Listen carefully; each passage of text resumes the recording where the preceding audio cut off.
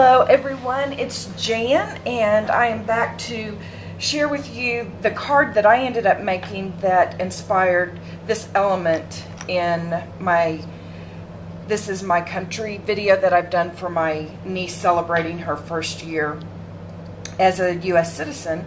And when I saw Beata on Split Coast Stampers do this card that she had done, I was like, oh, that would be such a great element in a mini.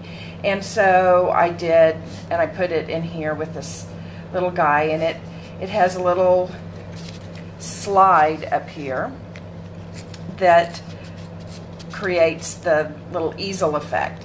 And so I thought I would show you the card that I did. And this is my sweet little, her name is Rose. Isn't she just the cutest little thing? She is a digital image from Whimsy Stamps, and the artist is Chrissy Armstrong, and you've heard me mention that I've watched several of her YouTube videos to really learn how to do Copic coloring. I've just been studying hers and Susan J. Dean because I think they just do beautiful, beautiful work. And so this was a little image that I had colored, and I wanted to do a special card for a friend of mine. And when I saw Beata on Split Coast Stampers do her card, I knew that I wanted to use it for the mini album that I was doing, but I also wanted to actually create a card with it because you all know I am now becoming a card maker. I'm no longer afraid of the card. So anyway, so I decided to do my little Rose, or Grace with Roses is what I think her name actually is. Her name's Grace. So I decided to do a little card with her, and here is what happens. Let me see if I can have to get it started. So when you pull on the tab on this one, it comes up, and the sentiment says, over here we have, thank you, my life is so blessed because you are in it. This stamp is from Paper Tray Ink, and this is from an American Craft, one of their clear stamp collections.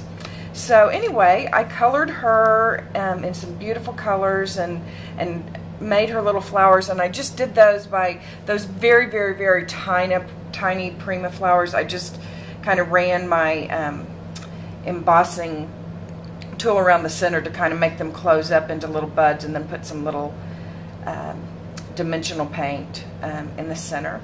Then use some Spellbinders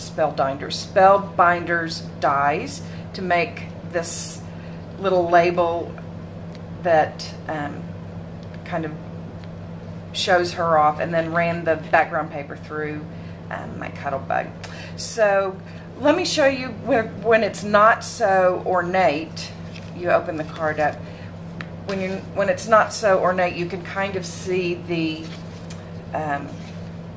construction of this, and I'll give you a link to Beata's video because she does a great job. If you can't find it, come back and tell me, and I'll do a Jan version of that tutorial. But I don't have any of my crafting things here that I would need to finish it, so I'll have to wait until I get back home to do that.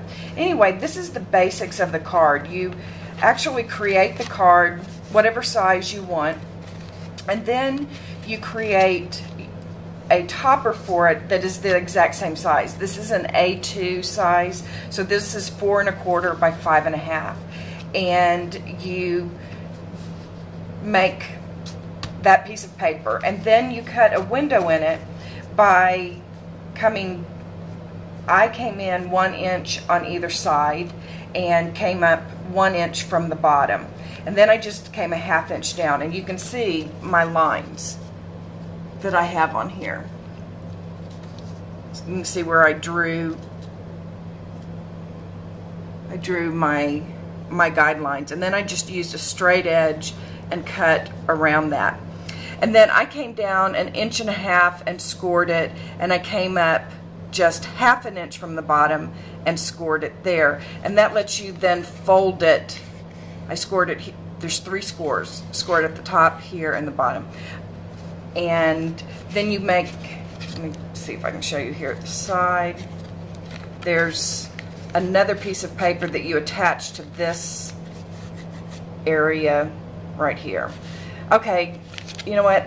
I'm doing a horrible job explaining it, so I will give you a link to Piatas, and if you want me to do a good one where I can take it apart and show you what I actually did, leave me a comment and I will do